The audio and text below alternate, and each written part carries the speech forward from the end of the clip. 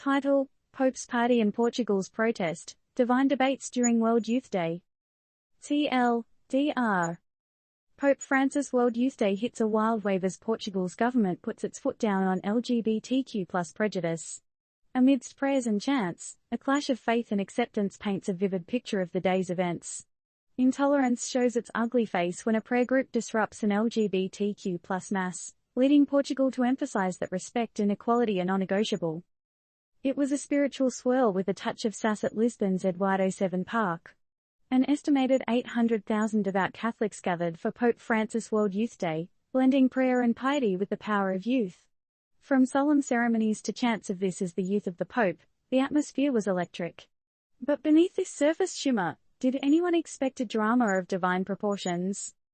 As the crowd soaked in the Pope's message of love and sacrifice, urging all not to fear the risk of love, the backdrop played host to a more worldly debate. Portugal's socialist government made a bold stand on a local incident that chafed against the skin of inclusivity. Picture this: an LGBTQ+ mass, filled with a community that's often felt ostracized by the church, taking place in a Lisbon church. Suddenly, a group of about 10 people, clutching crucifixes and chanting the Lord's Prayer in Latin, disrupts the serene setting. Oops. Can you smell the intolerance? The Portuguese government didn't just smell it, they shouted about it. Portugal's Secretary of State for Equality and Migrations, Isabel Almeida Rodrigues, stressed the respect for human rights of LGBTQ+ people, reminding us that these principles are enshrined in the Portuguese constitution. Talk about flexing your political muscle. This statement was a much-needed echo of Pope Francis' own message of inclusivity. After all, at the World Youth Day opening ceremony, he'd led 500,000 people in a chant of everyone, everyone, everyone. But the question remains, if everyone includes everyone, why do we still see hate sneak its way into such occasions?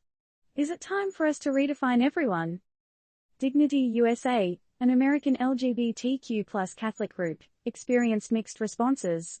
Moments of tension like the church incident were balanced by positive receptions. One member, Victoria, highlighted the importance of faith being independent of sexuality. She argued that despite such incidents, she had felt very accepted in Lisbon. Yet, the acceptance and welcome aren't universal. A transgender participant was told to put away her flag during another incident. The incident, a stark reminder of the persisting prejudices, questions the depth of inclusivity within the church.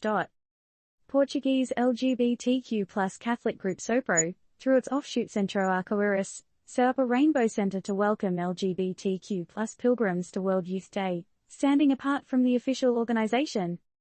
Amid these earthly dramas, the spiritual conversation continued.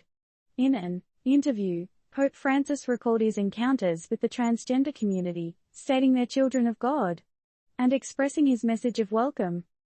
It's a significant question for us to consider. While the Church sends messages of inclusivity, do incidents of intolerance suggest a gap between preaching and practice?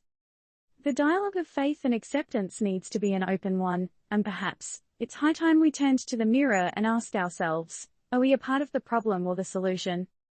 Disclaimer: the content of this article is based on the events reported and does not provide advice or recommendations. Turned Up News is not responsible for the consequences of any decisions based on this report.